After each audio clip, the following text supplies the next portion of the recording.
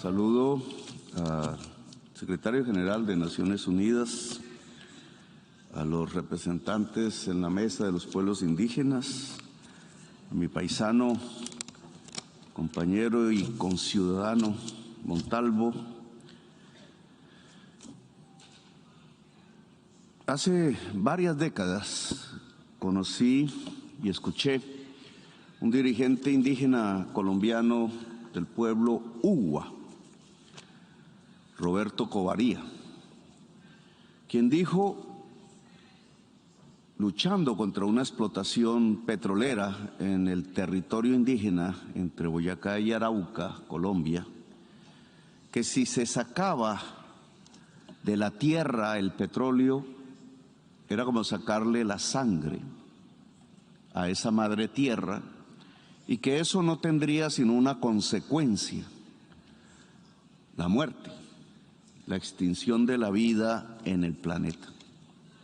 No había llegado a la tierra colombiana noticias alguna sobre la crisis climática, el origen de la crisis. La ciencia aún no era discutida por el pueblo colombiano y por sus gobernantes, y tiempo después esa ciencia occidental, a través incluso del panel de expertos de Naciones Unidas, llegó a la conclusión que si se sacaba el petróleo de la tierra y se usaba, se extinguía la vida en el planeta.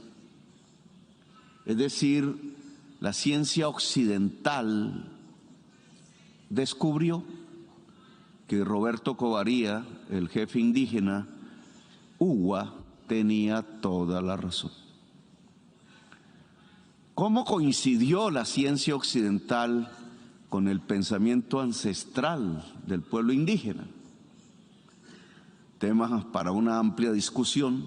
Lo cierto es que yo allí aprendí que los pueblos indígenas, su cosmovisión, su deseo de equilibrio permanente con la naturaleza era absolutamente certero, absolutamente práctico para la realidad del mundo de hoy, que ellos habían descubierto antes lo que la ciencia occidental propuso después.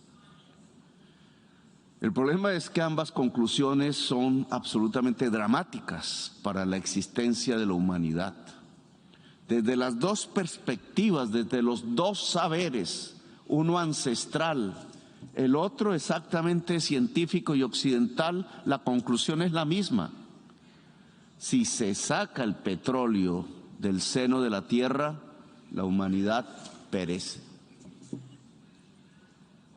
Nosotros en Colombia, y siguiendo ese eco de Roberto Covaría, hemos hecho un gran esfuerzo desde el orden constitucional, legal, desde la actividad permanente, para fortalecer, para empoderar los pueblos indígenas de Colombia.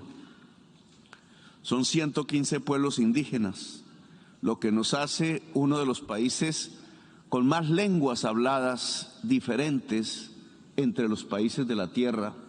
Se cree que solo hablamos español y no es así. 4.4% de la población total de Colombia es indígena y muchos de esos pueblos indígenas habitan las selvas, los bosques. Sabemos que el pueblo indígena puede cuidar mejor la tierra que cualquier otra cultura sobre la tierra.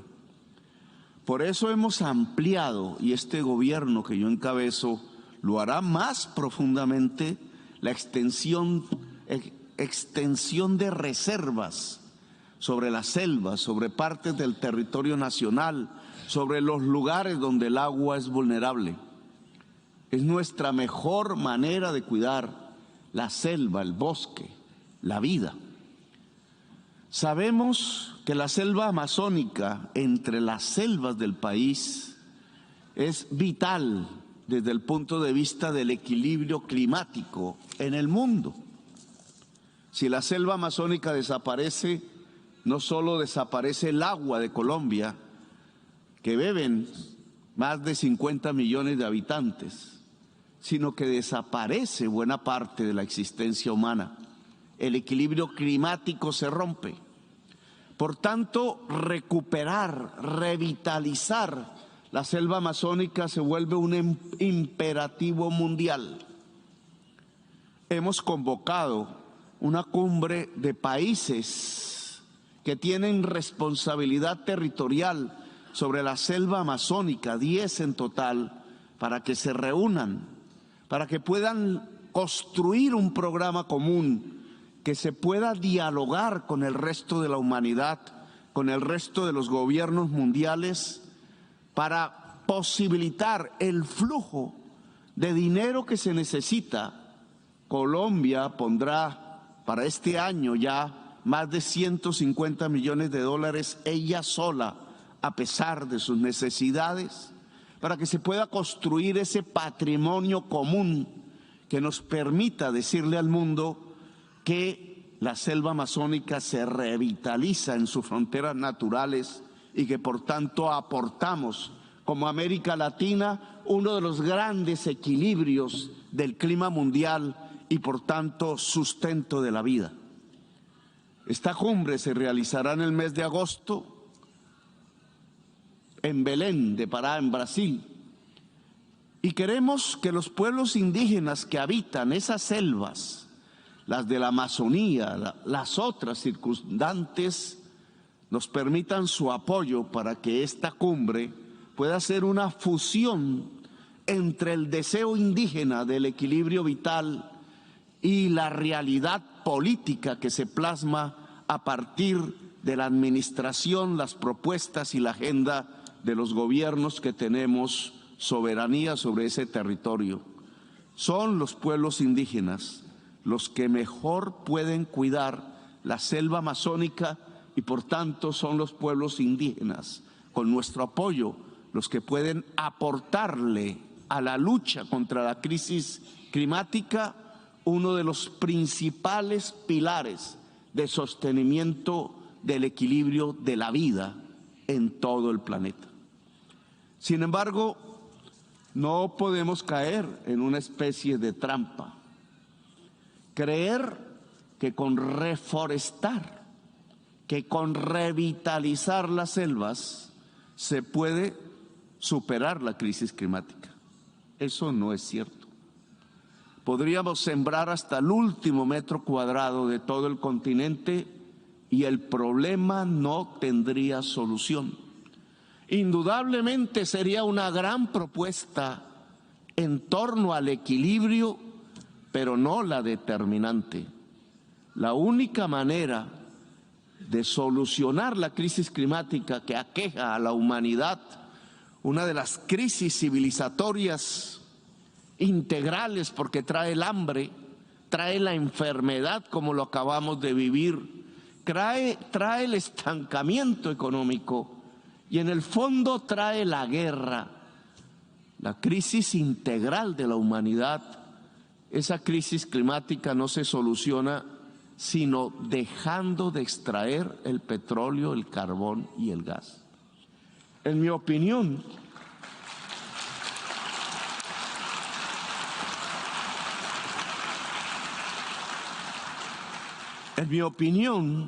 la discusión mundial se está alejando del núcleo central del problema y busca maquillajes. Claro, un mundo de países poderosos que se dedican a la guerra, ¿cómo se van a dedicar a la vida y a salvar la humanidad de la crisis climática? La guerra ha dado la opción para escaparse de las soluciones que implica la crisis climática. Por eso presionar la paz mundial hoy es fundamental. La guerra no conlleva vida, solo conlleva muerte. Nos quita el espacio,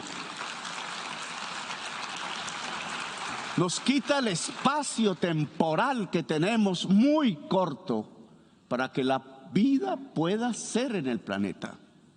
La guerra solo está ocultando la incapacidad del poder mundial por solucionar la crisis climática, porque ni más ni menos dejar de consumir petróleo, carbón y gas es quitar la base de lo que ha sido en siglo y medio la acumulación de la ganancia en el mundo, la acumulación del capital, como decía la economía política. Le estamos suplicando desde este salón al gran capital, sin decirlo, porque el discurso políticamente correcto nos lo impide, que deje de acumular, que se torne en aliado de la vida, lo cual es un imposible prácticamente. Cada vez más, como Roberto Covarría, pienso que por aquí perdemos el tiempo. Y no es que esté pregonando la gran revolución contra el gran capital, que no hubo y que no tenemos tiempo de hacer. Lo que estoy pregonando es que tomemos medidas pragmáticas, y en este foro sí que podría ayudarnos a que las tomáramos, a que las presionáramos. La paz es una, indudablemente, fundamental. Sin tiempo no hay tiempo para la humanidad. Sin tiempo para tomar las decisiones fundamentales, no hay el tiempo que corre como un cronómetro en contra de toda la especie humana para tomar las decisiones. Pero la segunda tiene que ver con que no podemos esperar ya del mercado, del capital privado, la solución fundamental del problema de la crisis climática. 40 años, 4 décadas hemos tomado en toda la existencia humana para convencernos, y se ha convencido a mucha parte de la humanidad, que el mercado lo puede solucionar todo. Bueno, la acumulación del capital mercantil ha producido el mayor daño que la especie humana podía recibir, la posibilidad de su propia extinción. No es de allí donde saldrán las soluciones. Creo imperioso que los estados se puedan fortalecer, que la capacidad planificadora pueda garantizar los hechos que en una década tenemos que tomar. Ojalá fuera este el escenario para hacerlo. Los hechos que se tienen que tomar para pasar a convertirnos en unas economías descarbonizadas, sin petróleo, sin carbón, quién sabe, sin acumulación del capital. Esas decisiones públicas, multilaterales, globales, que necesitan un principio de democratización mundial, que necesitan de multilateralidad, que necesitan de la diversidad política y humana, que en los estados se puede concretar y en los movimientos sociales de la humanidad, tienen que tomar las decisiones de tránsito inmediato hacia las economías descarbonizadas. Tienen que planificar las grandes inversiones, inversiones que en porcentaje del Producto Interno Bruto de todo el mundo se nos harían increíbles, pero que son absolutamente esenciales si queremos que nuestros hijos y nuestros nietos puedan vivir corriendo por calles o por veredas o por mundos rurales o por bosques a lo largo y ancho del planeta. Para poder financiar la transición que hoy los estados y los movimientos sociales unidos tienen que adelantar, le guste o no le guste a los mercados, es necesario entonces abrir los espacios financieros para poder actuar en 10 años. Señor Secretario General de las Naciones Unidas, hemos conversado con el Fondo Monetario Internacional y le hemos propuesto, y nos gustaría que esta propuesta fuera llevada también por los pueblos indígenas a los poderes del mundo, que se cambie la deuda por acción climática, que los estados todos puedan disminuir su endeudamiento para que pueda aparecer un espacio financiero público que permita adelantar resultados climáticos concretos, no por miles de millones de dólares, no solo en los países más pobres de la tierra, tiene que ser por billones de dólares y tiene que cobijar a todos los países de la tierra.